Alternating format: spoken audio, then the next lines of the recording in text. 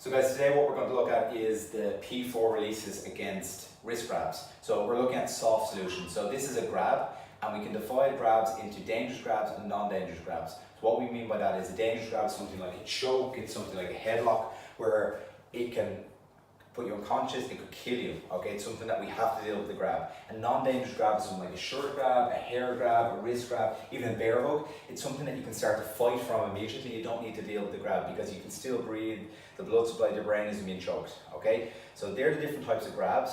The next thing is to put it into context. So a non-dangerous situation or a dangerous situation. If somebody grabs my wrist, okay, it can be when I'm in a pub or I'm with my friends and it's relaxed and he grabs my wrist here and I just need something that can make him let go, that isn't going to make the situation worse. If I want to make him let go, if I kick him in the groin or punch him in the face, it'll probably make him let go, but I may have to answer questions afterwards as to why my level of response was way above what was needed, okay? So this fits into our self-defense situation in terms of doing as little as possible to escape, okay? And it's a good thing to have because if the tension and the aggression level is raising and somebody puts their hands on you, to be able to take their hand off you, create some space and tell them not to put their hands on you is a good option. If they follow up from there, then maybe you have to react with more aggressive means, but maybe you've got a chance to escape before that happens. So we're looking at the soft solutions.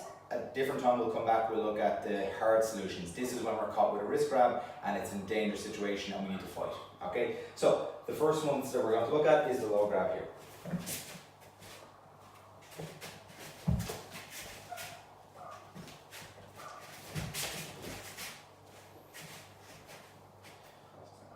So we have the same side. What we're doing is we're turning the thumb towards the opening. I'm pivoting at this point, I'm taking my hand back, I'm taking my elbow forwards.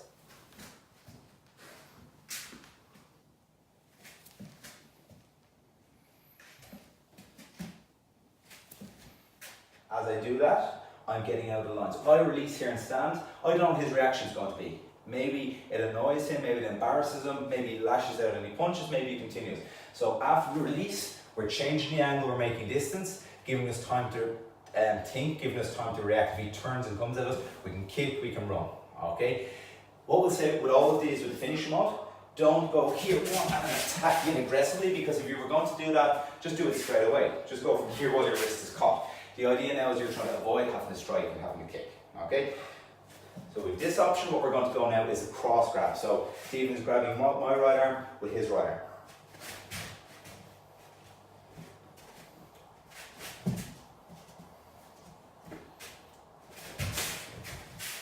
So again, the soft solution, so when I moved away, I pushed, if that was merited, as opposed to punching. So with the cross grip, same idea.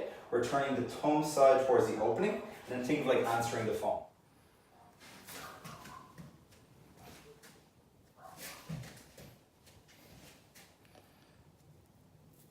So from here, if I go to pull my arm, I'm trying to bring the widest area through the gap. So what I do is I turn the thumb side, which is the thinnest point of the arm. The turning of the arm also helps to open a little bit, and from there, I'm pivoting at my elbow, taking my hand back, changing the angle, creating distance.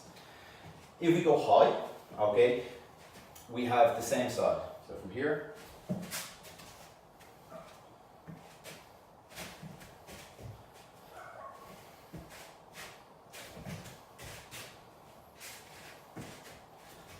okay, so the high releases are a little bit different than the low ones. When we were low, we were turning the thumb side towards the opening and we were moving out. Whether it was a mirror grab or a cross grab, it's the same. With the high one, you're turning the pinky side towards the opening.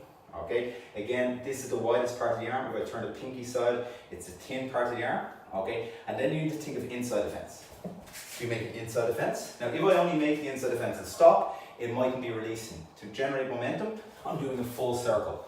Okay, what that means is at the point that you want to release, your arm is speeding up. Again, the same idea of creating distance. So from the opposite side, pinky side to the opening, inside defense and circle, move off. If it's a cross grip,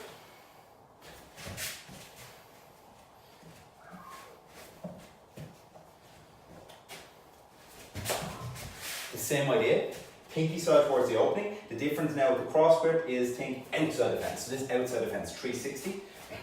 And again, the circle. If I don't do the circle, I just do the outside defense, maybe it's not generating enough momentum to release. This is what's releasing. Okay, so one more time from this side, here. Now what we're going to look at is when we have two hands catching one. Okay, so this is making him a lot stronger. Okay, the same releases that we've done before won't work because one is counteracting the other, or counteracting the other. So our options now, we have two options. First option is to make me stronger.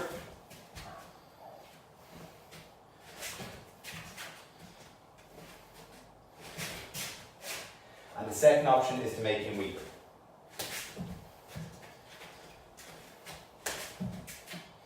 So, with the first option, take your hand through, catch your fist, pull, and as you pull your fist, you're doing the same as before. You're pivoting at the point where you're caught, you're pulling your hand forward, you're sending the elbow forward. So you're pulling the hand back, sending the elbow forwards, and again changing the angle. So it's not just a case of me going here and pulling my arm out, okay? I'm pulling my hand, but as I pull my hand, send my elbow forward, so the pivot is going to happen at the grab, and that's what helps you release.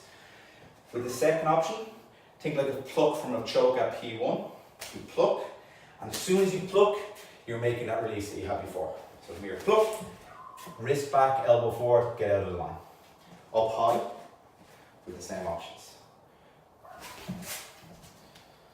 Here.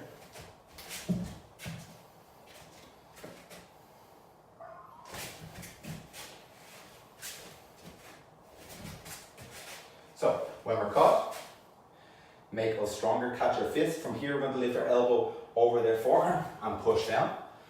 So we're catching a fist, making us stronger. Again, changing the distance, changing the angle. Or come from above with your pluck, make them weaker, and immediately go back to your first technique. Okay? Next option we're going to look at is when two hands are catching two from the front. Okay? So from here. What's happening here? Think of a hip hinge, a deadlift. So we come low, and as you stand up straight, you're pulling your hands, turning the thumb side towards the opening. So you're here. It's not just a case of standing up. As I stand up, pull my hands right up. As you pull your hands up, make this like a relaxed fist, not with your fingers up. Because if he's holding strong and my hands release, there's a chance I can catch my eyes with this. So what we want is from here, that acceleration up, pull our hands, and if you happen to catch yourself, you're catching with knuckles, you're punching yourself in the head rather than sticking a finger in your eye. Okay? Next option, the same from behind. Again, if this was a dangerous situation and we were being restrained, we can just start to kick and start to fight. That is, of course, an option in a dangerous situation. In a non-dangerous situation,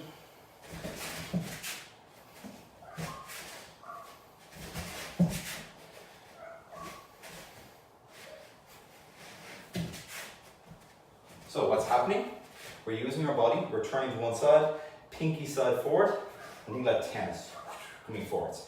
So we're here, pinky side forward, and go straight forward with the hands. You're building momentum, allowing you to release. From there, you're pivoting on the opposite foot. My hand is coming over his wrist, pulling my elbow as I send my hand forwards. So it should work so. If he holds quite tight, it just leaves that little bit more of a burn on your arms, but it's the same thing. Hip forward, aim right to the front, pinky side comes out, pivot around. Your knife hand comes onto his wrist, send my knife hand forward as I pull my elbow back. And that's released. The last one is like a handshake. And again, put this into a context. Okay, if somebody has you by the hand, they're trying to intimidate you, they're trying to manipulate you, they're trying to move you around, and they're not letting go of this. Okay? And it's not a situation where you want to turn and you want to punch. It's a situation where you want to release and you want to move off. So from here,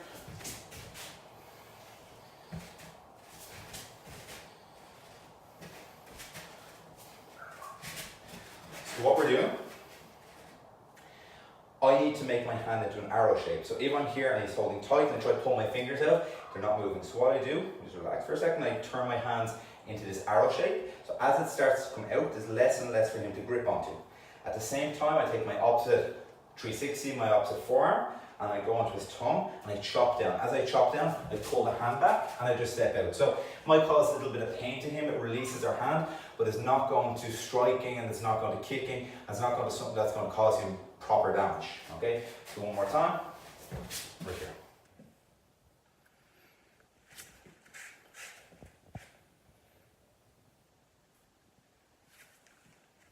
So like we said, these are soft solutions, these are in P4. They are defenses against non-dangerous grabs or wrist grabs in a non-dangerous situation, okay? And sometimes people see techniques like this and think, oh, what's the point of that? But we've had people in the club who've used these techniques, and it stops the situation getting more serious. Okay, so it's a very good tool to have in your arsenal. Practice these, we'll come back another time and we'll look at defending against wrist grabs in a dangerous situation. Best of luck.